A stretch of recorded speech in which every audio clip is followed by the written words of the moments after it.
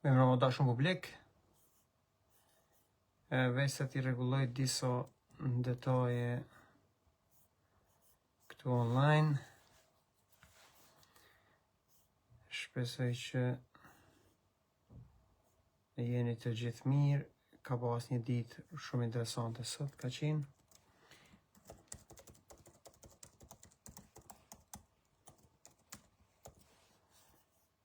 Edhe sa po ti përgatis disa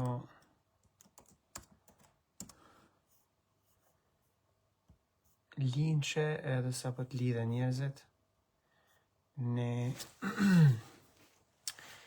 do të vazhdojmë. Përshëndetje TikTok përdorues, TikTokera gati i thash. Përshëndetje Facebook. Nuk jena po moti, nuk e di është moti 2-3 ditë. A jena po më herët as jena po. Se po harroj ka një herë. Po veç sa të lidhëm me gjithë, kemi diku rreth 24 njerëz në Facebook, një 20 në TikTok. Hajde për hajrë, u bon 24 edhe në TikTok. Okej, shumë mirë. Gjithë ju që jeni të më përcjell, ju që nuk jeni të më përcjell dhe që jeni për herë parë këtu, ju nga tjeta, unë jam Vudi Gjumshiti, jam gazetari pavarur, por edhe themelues i kronikave të Barutit, një entitet i pavarur mediatik me seli në Londër, i cili është rezultati punës fillestare me gazetën Frontliner në gjuhën angleze që ka qenë vetëm, pastaj Gamparo Chronicles, pastaj me interesimin e lexuesve shqiptar për të lexuar diçka shqip me integritet dhe informacion të verifikuar, e bënëm edhe kronikat e Barutit. Edhe tash jemi goxha në top form, sepse në muajin korrik kemi shënu një numër rekord të lexueshmërisë në portal. Diçka që s'kena pasur asnjëherë më herët, është mri numri i lexuesve në portal të kronikat e Barutit 650.000. Për juve që më keni përcjell postimet e mia, e keni pa që e kena qitë screenshotin, edhe është rrit vetëm se numri është shku më tutje, ndërkohë që për ju që më përcjellni në Facebook gjithashtu, e keni pa që postimet tona në Facebook kanë mri numrin e lexueshmërisë deri në 17 milion mujore. Unë nuk e di nëse janë 17 milion shqiptar, nuk e di, me të vërtet nuk e di, po ajo që ka shumë interesant është që numri i madh i njerëzve të cilët 80% i qëtij 17 milionshit regjistrohet nga Facebooku si njerëz të cilët nuk kanë bërë as like as follow, apo portaleve tona në rrjetet sociale, po me gjas janë njerëz të cilët ose i shohin postimet tona nëpërmjet lexuesve tonë të tjerë, të cilët ose i shohin ose i bëjnë like ose i ndajnë, ose janë njerëz të cilët e kërkojnë emrin dhe mbiemrin tim në Facebook edhe vinë me kështu çka po postoj. Sepse unë vërtet postoj gjëra interesante, të vlefshme për me u lexu dhe informative. Sidomos për gjeneratët e reja të qytetarëve tonë, shqiptarëve tonë, bashkëkombësve, të cilët kanë lindë gjatë kohës luftës dhe mas luftës, e që periudhën e kohës e rritjes se kanë pas gjatë kohës sa Kosova ka qenë tu plaçkit prej strukturave kriminale të cilët e kanë plaçkit Kosovën për 20 vjet rresht dhe kanë vrarë njerëz kushdo që ka dalë në udhë për me i sfidu. Gjithsesi,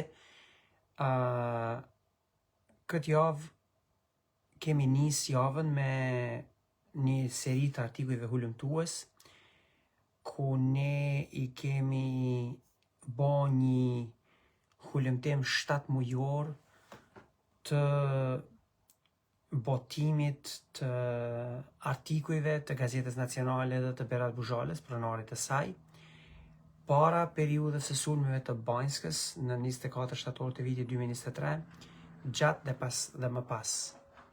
E kemi analizu strukturën e artikujve edhe materialeve opinionistike se si e kanë paraqit ky medium apo ky njeri si është përpjek me paraqit Kosovën edhe zhvillimet në Banjsk.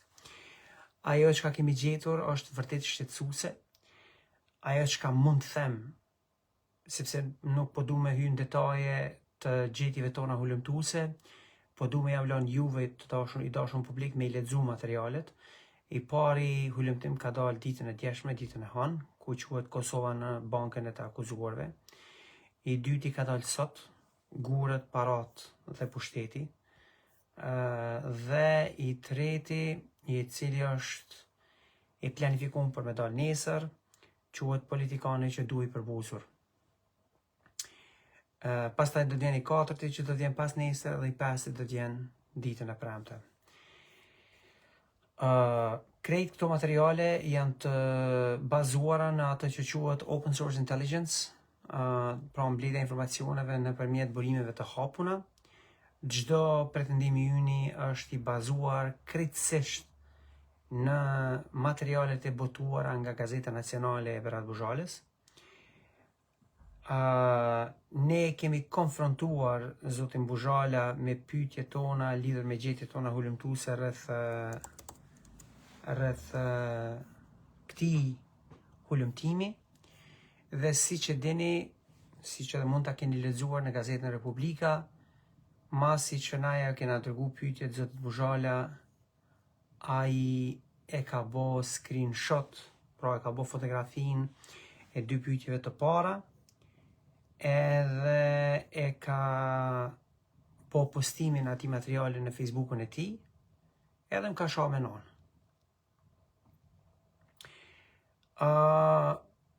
Ka qenë vërtet e rëndë për mu me pa një postim të tillë, sepse për mu edhe edukatën time personale, njerëzore, qysh jam rrit me shenjtërinë e asaj që nana është e shenjtë, edhe kur nuk e kom shoh kërkon, as nuk e kom leju kërkon me ma shoh nanën.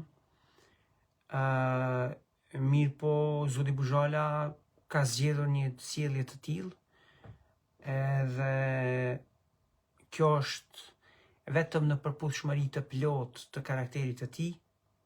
Ne do ta padisim atë në një procedurë gjyqësore, do ta marrim para përgjegjësisë, por pavarësisht sjelljeve të tija të atij niveli,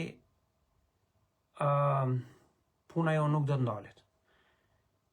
Ne megjithatë ja kemi dërguar pyetjet ndaj temave tona dhe gjetjeve tona hulumtuese, edhe masi ai ka shoh, në atë formë që ka shoh. I kemi dërguar edhe 2 emaila shtesë, po ja lexoj pyetjet e disa prej pyetjeve të emailit të parë. Në email ne i themi nderuar zoti Buzhala, Kronika e Barut ka përfunduar një analizë hulumtuese të mbulimit territorial të Gazetës Nacionale në periudhën 24 shtator 2022, kur Serbia dhe Moska kanë nënshkruar një marrëveshje të bashkëndimit politikave të jashtme ndërmjet veti, dhe 24 shtator 2023, kur Serbia ka vendosur që ta bëjë një përpjekje agresive për të aneksuar territorin e Kosovës, gjithsesi Veriun, e cila shqyrton mënyrën se si janë trajtuar zhvillimet në Veriun e Kosovës gjatë një periudhe të rëndësishme të sigurisë kombëtare. Në përputhje me standardet e gazetërisë profesionale dhe të drejtën tuaj për përgjigje, ju lutem na dërgoni komentet tuaja mbi pyetjet në VM. Analiza jonë identifikon spaku 21 materiale ku Republika e Kosovës, kryeministri Albin Kurti, ministri Sveçla, ose ushtrimi i autoritetit shtetëror në veri të vendit paraqiten kryesisht në mënyrë negative. A e pranoni se ky është një përshkrim i saktë i linjës editoriale të Gazetës Nacionale gjatë kësaj periudhe? Nëse jo, na shpjegoni pse. Pyetja e dytë është në disa artikuj të Nacionales përdoren formulime si ministri me qesharak, çmenduri ose çështje banale. A e konsideroni se ky lloj formulimi është në përputhje me standardet editoriale të një mediumi informativ apo e shihni si koment editorial? Për të rënë shkurt kësaj që të mos thellohem të jenë në 12 pyetjet e radhës, ajo çka na kemi gjetur në dashur publik është që nëse qeveria e Republikës Kosovës ka marrë vendim legjitim dhe plotësisht të drejtë për me ndërhy edhe me kthy në stabilitet rendin kushtetues dhe ligjor të Republikës Kosovës, Berat Buxhala dhe gazeta e tij e kanë bë fajtore. Kanë thonë ti po përshkallzon. Nëse Serbia ka bë thirrje për përshkallëzimin e eskalimit të situatës, Berat Buxhala dhe gazeta e tij ka bë fajtor qeverinë e Kosovës. Nëse qeveria e Kosovës ka vendos me u pajtu me kërkesat e palëve ndërkombëtare që t'ju jepet kohë edhe pak serbëve që të marrin frymë dhe të fillojnë t'i konsiderojnë respektimin e rendit ligjor dhe kushtetues të Republikës Kosovës dhe qeveria është pajtu me këto propozime të palës ndërkombëtare, Berat Buxhala dhe gazeta e tij ka paraqitur si qeveri pro-serbe. Nëse qeveria e Republikës Kosovës ka marrë vendime të cilat ju kanë dhënë mundësi etnikëve serb civil për me u përballë dhe me zbatu ligjin, Berat Buxhala i ka thonë që po lëshon pa Serbisë. Nëse qeveria e Republikës Kosovës ka ndërmarrë hapa prap legjitim të drejtë për mu vetë mbrojt pe agresionit Serbisë, Berat Buxhala dhe Nacionale kanë thonë që rekupitratën serbët si Miloševiqi, që ka qenë faktikisht agenda dhe propaganda e Gjuriqit dhe qeverisë Serbisë. Çfarë do mënyre, çfarë do veprimi që të kenë vepru qeveria e Republikës Kosovës përballë agresionit të Serbisë, gjithmonë qeveria u kon fajtore.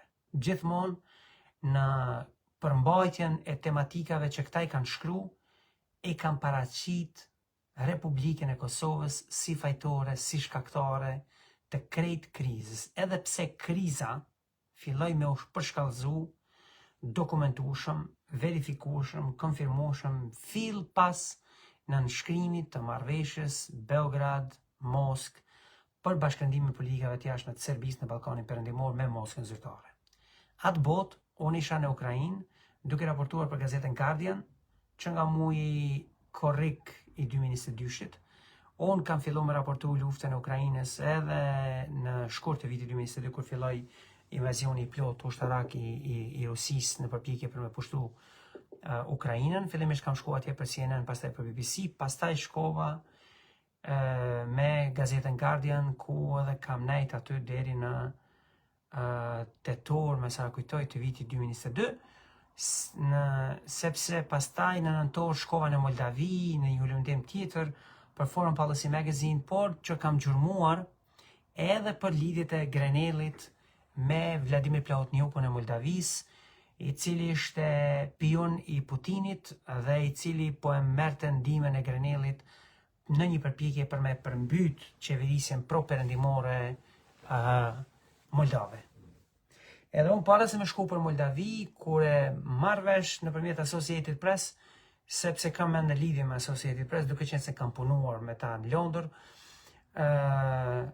kur e marrë vesh që Moska dhe Beograd e kishin nënshkruar marrëveshje të bashkëndimit politikave tyre të jashtme në New York, unë i shkroj letër redaksisë në Londër dhe ju them që situata është vërtet e ndërlikume, edhe unë mendoj që do të ketë përshkallëzim të situatës në Kosovë, duke e njohur kontekstin historik edhe apetitet politike të Serbisë, edhe duke e njohur tashmë disa vjet edhe se si vepron Rusia, dhe mas në shkrimit e kësaj marrëveshje ka gjasa të mëdha që do të ketë përshkallëzime, sidomos në këtë kohë kur Rusia ka nevojë për shpërqendrimin e vëmendjes nga lufta në Ukrainë në një vatër tjetër të re të krizës, për me ndihmu Rusin për me shpërqendru vëmendjen e perëndimit. Gjithsesi unë shkoj në Moldavi dhe kthehem në Londër, sapo të kthehem në Londër redaksia më kërkon me ardhë në Prishtinë. Edhe unë vinë Prishtinë edhe kështu filloj me pa situatën, domethënë qysh është zhvillu, edhe rredimisht kam arrit me kuptu, domethënë që edhe krejt entiteti mediatik thuaj se pa përjashtim nuk janë gjendje me mbrojt interesin kombëtar, nuk janë gjendje me mbrojt shtetin, nuk janë gjendje me mbrojt Kosovën. Disa prej tyre e që saktësisht në Gazeta Nacionale apo Berat Buzhala kanë zbatuar një narrativ editoriale dhe politik editoriale me strategji të ati niveli që me apo pa dashjen e tyne po del që e kanë mbrojt interesin e Republikës së Serbisë, sepse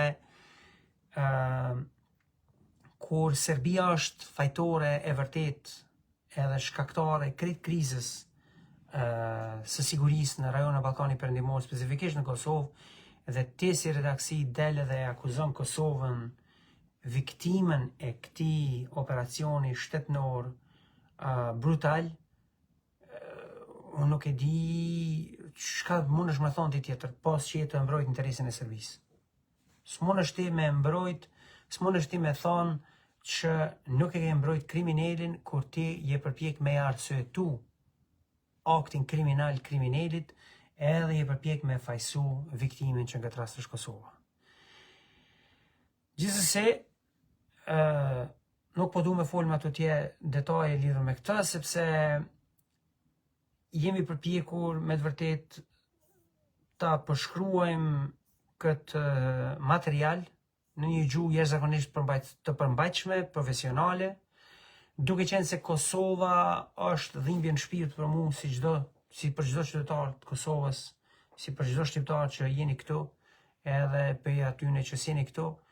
Unë kam hezitu me hartu raportin final vet, prandaj kam kërku mbështetje nga kolegët e mi profesionistë në Londër, të cilët nuk janë shqiptar, dhe fatmirësisht kemi arrit në me kuptim të mirë të kolegialitetit të bashkëpunimit me Dr. Adrian Markham, i cili është hulumtues në çështjet sigurisë në Evropë, edhe është ekspert në çështjet sigurisë politikave të jashtme të Federatës Ruse, ka punu me institutet ndryshme të hulumtimit politikave, siç është Chatham House, pastaj Rusi institutet e tjerë, por tash është duke punuar me ne në Gamparo Chronicles në versionin gjuhën angleze.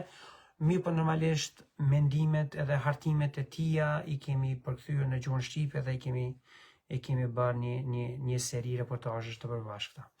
Pjesë e ekipit tim, siç e dini, është edhe Michael Shepard, që është redaktor politik, dhe pastaj është edhe Rodrigo Hammond, i cili është një prej krerëve që udhëheq ekipet hulumtuese të studentëve të cilët janë në programet e mia të mentorimit. Unë, nëse për ju që nuk e dini ose nuk i kujtoni këto informacione si kom përmend disa në paraqitjet e mia të mëparshme, unë tashe më shumë se 7 vjet kam programet e mia të mentorimit të studentëve të fakulteteve të gazetarisë të ndryshme, të vendeve të ndryshme, që kryesisht vinë nga Britania e Madhe, ka prej tyre që vinë nga Columbia School of Journalism në New York, ka prej tyre që vinë nga fakultetet gjermane të shkencave sociale dhe gazetarisë, që regjistrohen në programet e mia të mentorimit në gazetari. Dhe që nga koha kur kam filluar veprimtarinë me redaksi, si që është Kronikat e Barutit dhe Gamparo Chronicles, unë shpesh thuaj se 90% rasteve i kom kompenzu studentët e mi në vend që të më paguanin ata mua mujorën që duhet të më paguanin për mentorimin tim në fushën e gazetarisë për ta. Unë nuk jo kam marrë parat dhe ju kam kërkuar shërbime editoriale pra për të bërë gjurmime të temave të ndryshme. Dhe kjo është arsyeja pse ne ende, edhe përkundër faktit që s'kemi fonde faktikisht mjaftueshme për me funksionu, kjo është mënyra qysh po i harnoj unë veprimtaritë editoriale, sepse me studentët e mi shkëmbejmë të mira, pra ata në vend që të më paguajnë mua, e marrin muajin pa pagesë, por bëjnë punë në këmbim të asaj pagese për gazetën Kronikat e Barutit dhe Gamparo Chronicles, e unë qështu duhet me harnu me shpenzimet e mia herë punoj si redaktori politikave të jashtme në disa gazeta britanike në format pavarura, në disa institute jam edhe konsulent, shkruaj edhe analiza, por tashmë kronikat e barutit kanë marrë kadal mbështetjen edhe të juven, sepse kemi mërri dikur rreth 225 abonent me pagesë dhe numri po rritet me shpresën që të paktën deri në tetor do të arrijë numri 2000, sepse nëse nuk arrin 2000 abonime, fatkeqësisht duhet me mbyll redaksinë në gjuhën shqipe, sepse nuk kemi mundësi me vazhdu me mirëmbajt në këtë mënyrë. Gjithsesi, pra hulumtimi i javës është Berat Buzhala dhe Gazeta e tij nacionale, ku prezantohet dëshmit e gjetjeve tona hulumtuese nga narrativa tyne editoriale se si këta vazhdimisht e kanë paraqit Kosovën si fajtore, edhe pse ka qenë viktim e agresionit të Serbisë. Edhe si që dini, që e thash edhe ma herët, për ju që s'ket në fillim, kur e kemi konfrontu zotin Buzhala me pyetjet tona të gjetjeve të hulumtuese, ai e ka bën një postim në Facebook me atë screenshot edhe më ka shoh me non. Nëse kemi dokumentuar situatë, ajo që është interesant me ju njoftu edhe me i falendru të gjithë ata të cilët i kanë dhënë mandat qytetar, publik, kërkesës sime të sotme apo procedurës sime gjyqësore për të kërkuar drejtësi nga shpifaraku zoti Buzhala, në vitin 2024, mas hulumtimit ton, ku e kemi zbuluar lidhjet e Aleksandar Arsenjević me shërbimin sekret serb dhe me terroristët e sulmeve të Banjskës, zoti Buzhala ka pas boni video material 7 minutësh ku shpif thuajse në çdo sekond që flet për mua, vetëm i moment që nuk është shpifes është kur e përmend emrin tim, Vudi Gjumshiti. Se ajo është e vërtetë, domethënë emri im është Vudi Gjumshiti. Çdo gjë tjetër që e thot aty është shpifje. E kemi nisë një procedurë gjyqësore që atëherë për të kërkuar llogaridhënie nga ai, dhe tash procedura gjyqësore pas ka ardhur në dorë të gjyqit, gjykatës themelore të Prishtinës, dhe sot na është kërkuar që ta paguajmë një taksë gjyqësore në vlerë prej 1000 eurove dhe t'u dërgoj autorizimin e notarizuar për avokatin tim atje. Unë e bëra thirrjen publike ndaj drejtuar lexuesve tonë që të më ndihmojnë për ta bërë pagesën e asaj takse gjyqësore, dhe jam jashtëzakonisht mirënjohës që në më pak se 5 orë janë mbledh mbi 1300 euro donacione nga lexuesit tonë, nga gjithanej botës, nga Kosova, nga vendet ndryshme perëndimit, edhe e kemi mri atë kuotë, dhe unë ju siguroj që kjo betejë do të fitohet, sepse është e pakontestueshme që është shpifse.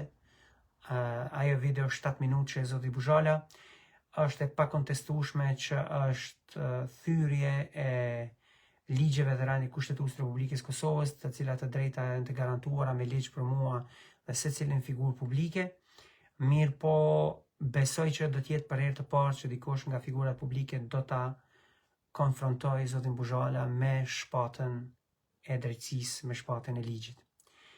Pra njëherë, faleminderit shumë gjithëve që keni kontribu, faleminderit gjithëve që keni pas dëshirë me kontribu, s'keni mujt për arsye të çfarëdoshme.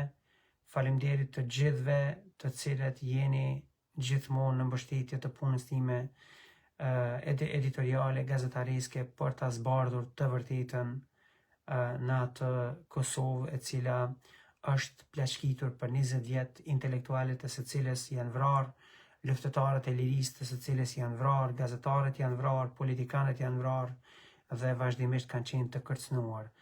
Dhe në atë Kosovën tonë të dashur, e cila tash 27 vjet ka vuajtur nga dezinformacioni, nga gënjeshtrat e njëpasnjëshme të cilat vazhdojnë ta marrin dhenë edhe ta gënjejnë publikun lidhur me atë të vërtet të keqe që po ndodh. Sot gjithashtu e kemi pa që ka dalë Agjencia e Ushqimit dhe Veterinarisë bashkë me Ministrinë e Pilltarisë, Bujqësisë dhe Zhvillimit Rural në Kosovë me rezultatet e laboratorit për inspektimet e tyre në produktet e Bylmetit, edhe si që keni pa kanë dalë 90% të rasteve negative, pra të gjitha këto rezultate janë jashtëzakonisht shqetësuese, sepse produktet kanë qenë duke përdorur materiale apo përbërës të cilët janë të ndaluar me ligj, janë të ndaluar me konventa të shëndetit për të ruajtur shëndetin njerëzor edhe jetën e njerëzit, dhe me sa duket këta njerëz të cilat janë pronar të këtyre firmave, këta nuk kanë respekt as pak për jetën e njerëzit, këta nuk kanë ndjeshmëri për cilësinë e shëndetit të jetës së njerëzit, këta krejt çka duan është zhvatje, plaçkitje sistematike. Por ajo çka dua t'ju kujtoj i dashur publik, është që ta kujtoni se gjitha këto kompani, të cilat e kanë shkelur ligjin në këtë formë, janë të lidhura ose me shikun vrastar, ose me PDK-n që është degë tyne operacioni. Thelbi krejt kësaj të keqe, krejt këtyne produkteve të formacioneve të cilat po e dëmtojnë shëndetin publik, e cilat po e dëmtojnë Republikën e Kosovës dhe miqenin qytetare, është nga kompania Devoli. Kompania Devoli, si që dini, është një prej kompanive cila përveç që ja ka bërë këto të zeza popullit ton, financon projekte politike për të mbajtur Kosovën nën kthetrat e Serbisë. Kompania Devoli e kanë financu dhe financojnë PDK-n, e kanë financu dhe financojnë shikun vrastar, e kanë financu dhe financojnë çdo entitet dezinformues mediatik i cili vazhdimisht dezinformon për të vërtetën dhe vazhdimisht përpiqet ta përmbyt besimin e qytetarëve të Republikës Kosovës në shtetin tonë Kosovën apo në kauzën politike për ta shkputur Kosovën nga kthetrat e Serbisë, të cilat kthetra i ka instaluar sistematikisht Hashim Thaçi dhe ndërmarrja e tij e përbashkët kriminale që shpesh na vjen me emrin PDK, shpesh na vjen me emrin Shik, e shpesh përpiqen të shpërueshëm, por edhe dështueshëm me mvesh mantillin e pelerinës së lavdishme të ushtrisë qëllimtare të Kosovës. Gjetjet tona ulëmtuese, të cilat ju që na keni përcjellë keni pa tash më shumë se 3 javë në saje të dosjes së Hagës, prokurisë speciale të gjykatës së Kosovës në Hagë, tregojnë që Zoti Thaçi me ndërmarrjen e tij të përbashkët kriminale ka ardhur në Kosovë e ka bërë puçin kryengritës në formë vrastare ndaj kokës politike dhe intelektuale të ushtrisë qëllimtare të Kosovës. Këta nuk janë themeluesit e ushtrisë qëllimtare të Kosovës. Këta janë njerëzit të cilët e kanë marrë UÇK-n nga brenda, shtabin e përgjithshëm, duke i vrarë kokën politike, intelektuale dhe themeluese të ushtrisë qëllimtare të Kosovës. Dhe pas vrasjes, këta pastaj e kanë marrë në kontroll shtabin e përgjithshëm dhe kanë filluar ta shpërndajnë atë operacion vrastar, torturues, gjithandej Kosovës, gjithandej njerëzve të cilët janë bërë target i tyre, e që ne në redaksin tonë shpesh hamendemi a mos kanë qenë këto edhe urdhra prej Serbisë. Arsyen pse ne pyesim a mos kanë qenë urdhra prej Serbisë është sepse ne kemi identifikuar dhe dokumentuar që Zoti Thaçi bazueshëm është i dyshuar se është përfshirë apo është i rekrutuar nga shërbimi sekret francez DGSI. Këtë konfirmim të rekrutimit të Zotit Thaçi nga ana e shërbimit sekret francez e bëjnë edhe ish-krerët e vet shërbimit sekret francez. Mirë po, ku dhe pse ne dyshojmë që Zoti Thaçi e ka zbatuar një urdhëres të një agjende politike të Serbisë. Nga fakti që kur i kemi hulumtuar kablogramet diplomatike, arkivat e vendimeve politike të administratave të François Mitterrand, të ish presidentit francez, pastaj të pasardhësit të tij Jacques Chirac, e kemi gjetur që krejt aparati shtetëror francez ka qenë në favor të regjimit gjakatar, genocidal e brutal të Beogradit, i cili ishte atë botë në udhëheqjen e Jugosllavisë. Dhe logjikshëm, kur e merr një aparat shtetëror francez të asaj kohe që ka qenë krejtësisht pro-serb, deri aty ku edhe kanë sabotu operacionet intervenuese të NATO-s në Jugosllavi, në rastin e Kosovës, kanë sabotu operacionet e NATO-s, është problematike me kuptu që një njeri i cili është rekrutuar nga shërbimi sekret francez dhe i cili mori një pozitë jashtëzakonisht të rëndësishme politike nëpërmjet një puçi përmbytës në Kosovë, siç është Zoti Thaçi, është problematike me menu që ai s'ka punu për Serbinë. Le të analizojmë faktin që betimi i ushtarit të ushtrisë shqiptare të Kosovës ka qenë për çlirimin e atë dheut dhe bashkimin e tij me Shqipërinë. Sa po të vjen Zoti Thaçi në krye të UÇK-s, nëpërmjet formave puçiste, duke i vrarë kokën politike dhe intelektuale dhe themeltare të ushtrisë shqiptare të Kosovës, fillojnë veprimet për me i kundërshtu, me i izolu, me i etiketu administratën qeverisëse paralele të presidentit Rugova dhe kryeministit atëhershëm në eksil Bujar Bukoshi. Këta njerëz ta kanë udhëheqë shtetin paralel të Republikës Kosovës, të kanë mojë qato shkolla gjallë, të mira e të këqija, po që i gjithë populli shqiptar në Kosovë është eduku shqip, pikërisht për shkak të punës politike të presidentit Rugova dhe qeverisë në eksil Zoti Bukoshi. Dhe pikërisht që atë organizim politik Zoti Thaçi e ka targetuar. Çdo njeri sipas dosjes së Hagës që ka qenë mbështetës i Rugovës, ose i LDK-s, ose aktivist i LDK-s, është kërcënu, është targetu, është vrarë. Njerëzit janë torturuar dhe në për burgje sekrete. Si që është rasti me që folëm më herët për rastin e Zotit Buzhala. Babai i tij, vetë Zoti Buzhala ka dëshmu.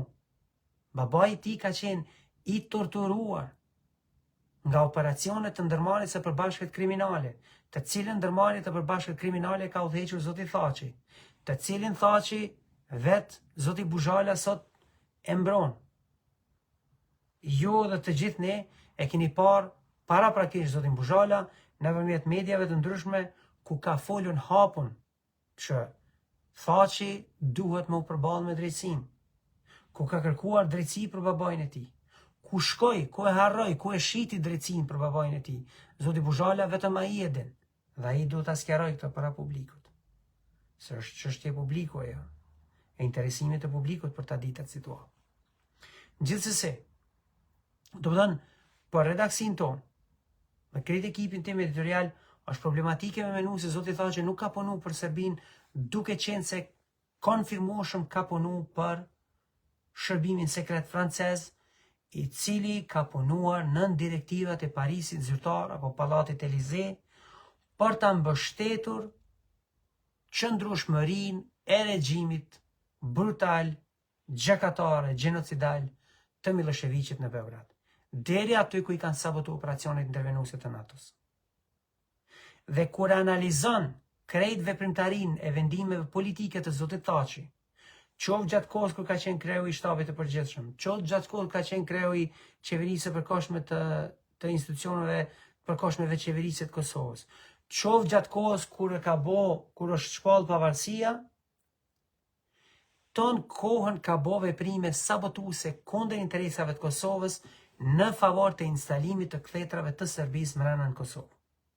Këto janë fakte të pakontestueshme. Nëse dikush ka fakte që e kontestojnë këtë që na po e themi dhe atë që ne kemi shkruar deri më tash, le të dalin edhe le t'i kontestojnë, le të tregojnë kronikat e Barutit e ka gabim në çet paragraf, ose në çet rresht, ose në çet artikull, ose në çet pretendim. Unë e di që shumica njerëzve që ndoshta disa prej tyre nuk kanë faj, po veç i ka gjetë rrota historisë me kon në partinë e Zotit Thaçi. Edhe janë të nervozuar me këtë situatë. Edhe me të drejtë, se është shqetësuese, sepse na të gjithë kena besu çka na kanë rrejt këta. Se këta na kanë rrejt që këta janë herojt e kohës moderne, këta na kanë rrejt që këta janë themeltar të UÇK-s. Këta s'ishin kon as herojës, as themeltar.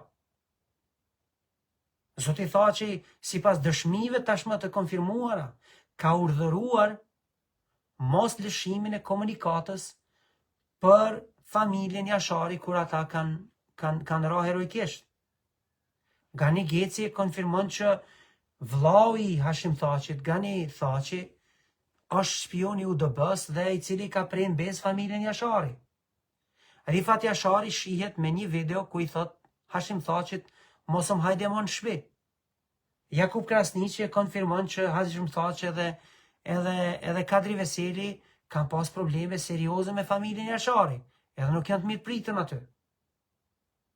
Recep Selimi, një debat parlamentar hapun, i thot presidenti të atërshëm Zotit Thaçi, thot të dua për president aq sa don familja Jashari, thot sepse thot nëse do të toja, aq sa do don të Adem Jashari, do ta merje për kërcënim. Këtu janë deklarata që kanë kuptim jashtëzakonisht thellë edhe të rënda.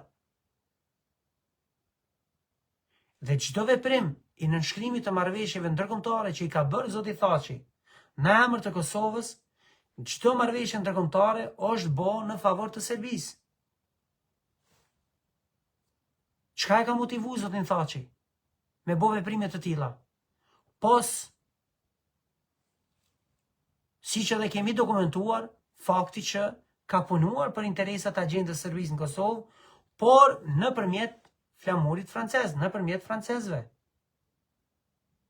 Kjo është e vërteta e hidhun.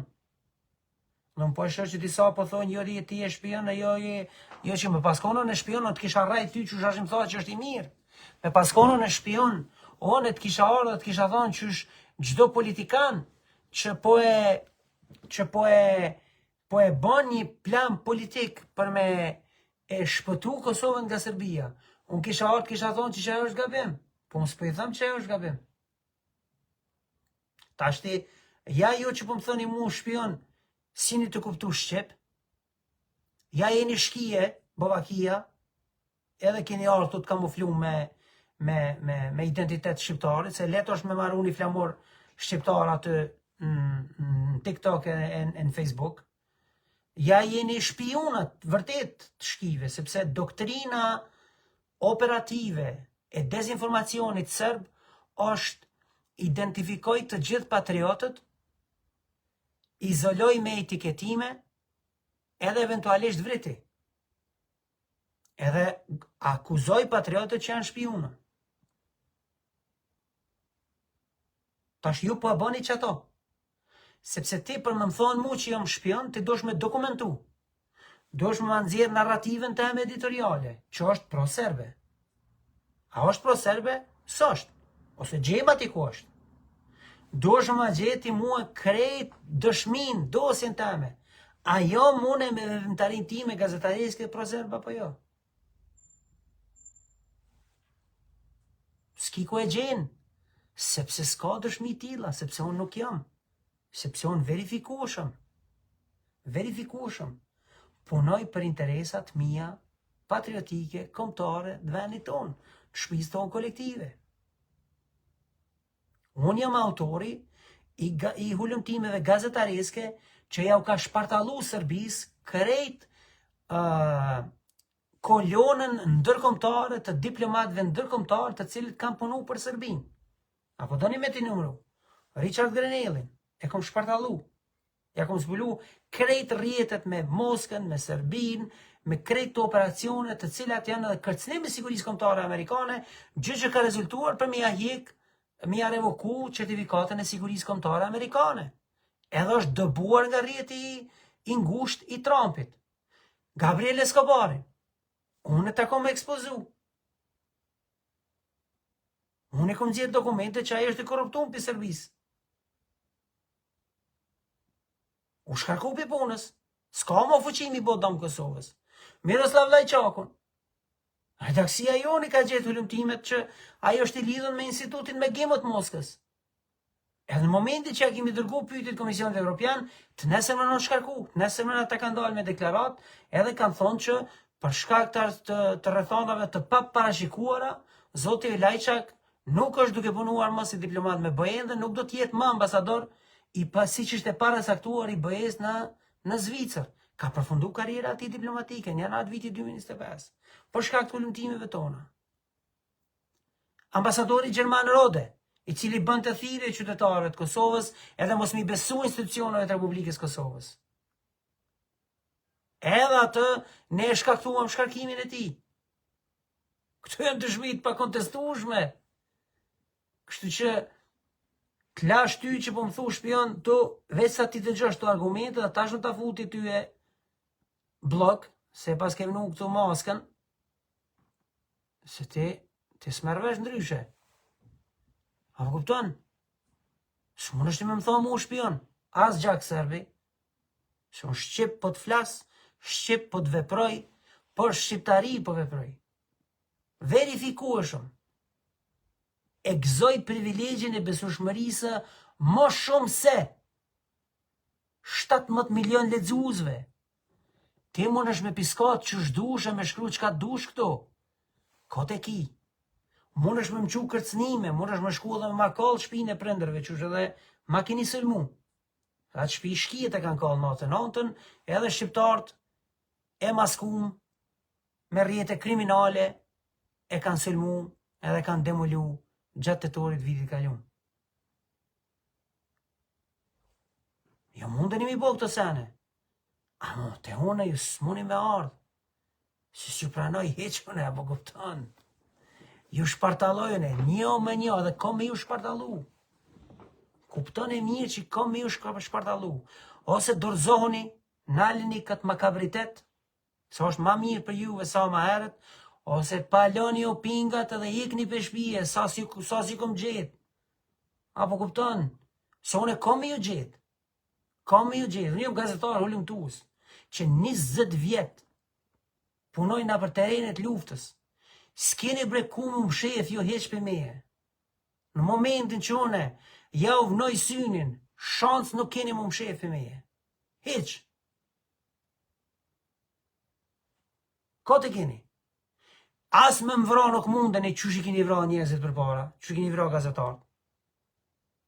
Se shqyqër zotit e ka që shpërmërani universit që të farcitate, e jom dal edhe gëzoj privilegjin e mbrojtjes së shtetit britanik. E u kryoj ma bet. Sen nuk muni me bo.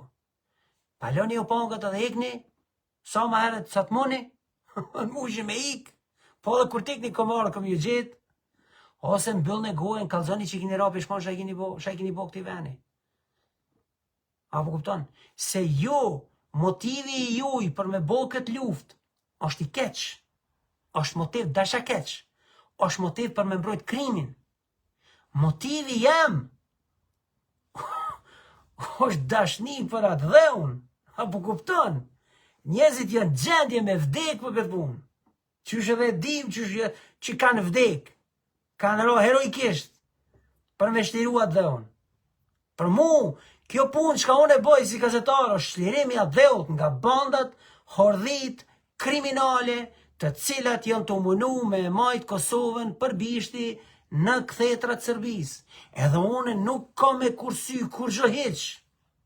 Absolutisht, në asë një moment, nuk kam me kursy edhe nuk kam me unal. Deri sa ju krejt shpardalloheni. Sepse duhet mu shpardallu. Sepse I keni tradhtu njerëzit.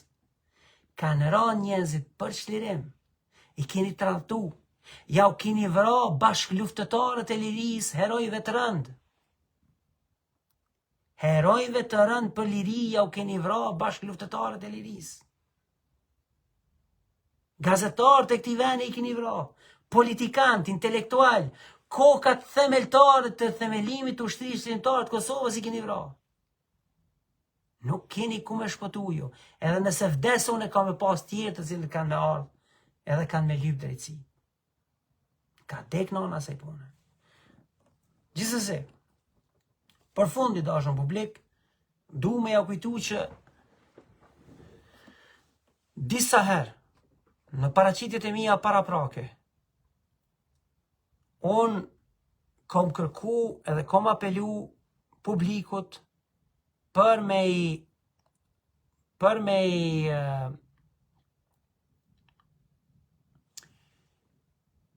I bojkotu të gjitha produktet e kompanisë Devolli. Pse? Sepse si që përmena më herët dhe kam përmen disa herë, këta janë financuesit e fushatës e dezinformacionit për me jo dëmtu besimin tuaj në shtëpinë tonë kolektive Republikën e Kosovës. Dhe ata po e financojnë këtë operacion me parët tona, me djesën tonë, me mundin tonë, ku ju I bleni krejt të ushqime. Edhe shërbimet e tjera, produktet e tjera që ata I prodhojnë. Tash merreni me men, edhe që ato ushqime që ata ja ushesin besprem. Pra duke ja ushti frikën mas shpine, duke ja u coptu e cëngu jetë gjatësin tuaj, duke përdor produkte kancerogjene të cilat e rrezikojnë jetë gjatësin tuaj dhe kualitetin e jetës tuaj. Dhe kjo nuk është hera e parë.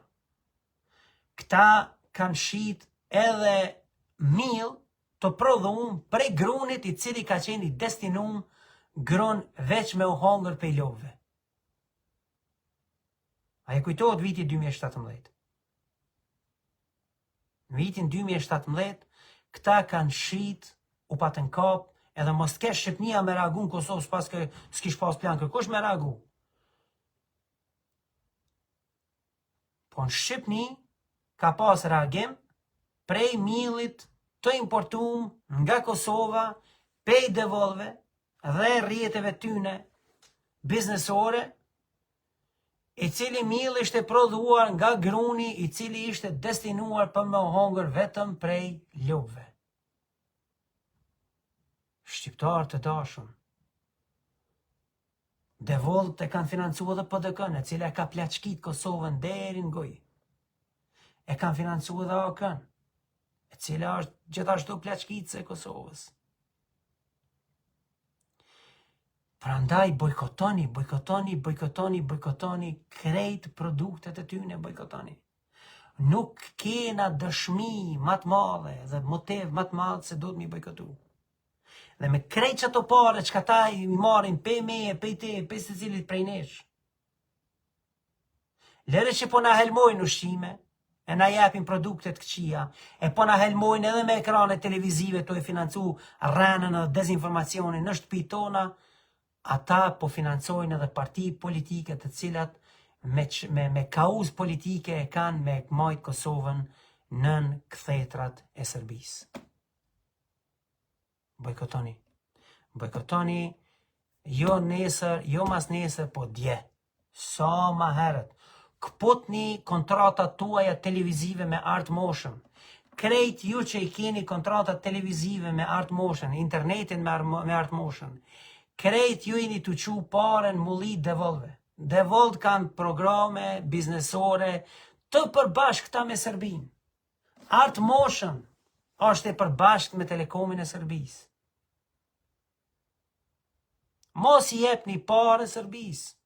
Mos I jepni pare strukturave organizative, biznesore, politike, dashakeqe, të një shteti I cili na ka vra, na ka prej, edhe në ka bo gjenocid, ka planifiku me na zhdu, bre, hej, prej faqës dheut. Apo i sheni tash varrezat masive. Na sa kemi pranu një informacion në redaksin ton, javës kalume që para menane për ato varreza masive o ditë që prej vitit 2011. Edhe struktura e lartë e PDK se ka ditë, si pas burimeve tona ndërkombëtare. Si pas burimeve tona ndërkombëtare ka ditë edhe Sami Lushtaku, edhe Hashim Thaçi, edhe Kadri Veseli, edhe Vlora Qitaku, e kanë ditë për atë varrezë masive në Zubi Montak.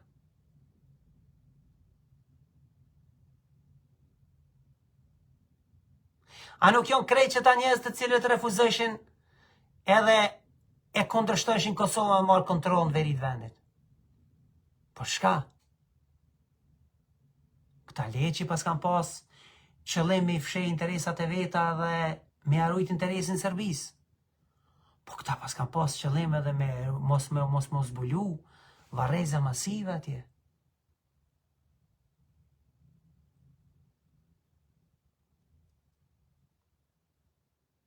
Bojkotoni masivisht, këpotni ato kontrata, mos u ndjeni të friksum, veproni i dashur publik se pa vepru kërkosh kur nuk na e shet mirën, as nuk na e bën të mirën për vendin tonë.